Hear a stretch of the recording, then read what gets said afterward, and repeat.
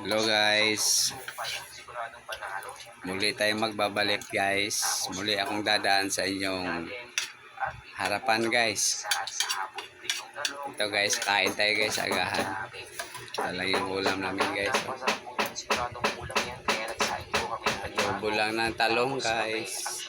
Budget kasi tayo guys. Yung misis ko guys, siya yung nagluto niyan guys. Maya pa nga po ay tinawag ko na yung aking mga kapatid. Ang anak ko naman guys, kumakain. Yung kanilang paborito. Itlog lang kanya guys. Ay pumasok na kami sa kubo para nakabantay ko sila na. Sarap naman kumain guys. Kahit ganito ang ulam. Kasi sanay tayo.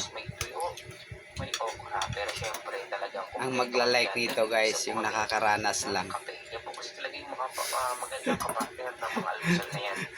Ang nakakaranas ng ganito guys na ulam, yun lang pong magla-like guys. Kasi pobre lang tayo guys, mahirap lang.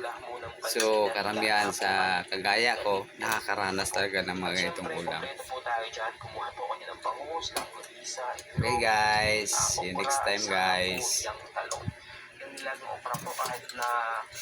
Kain muna tayo guys. Bye bye.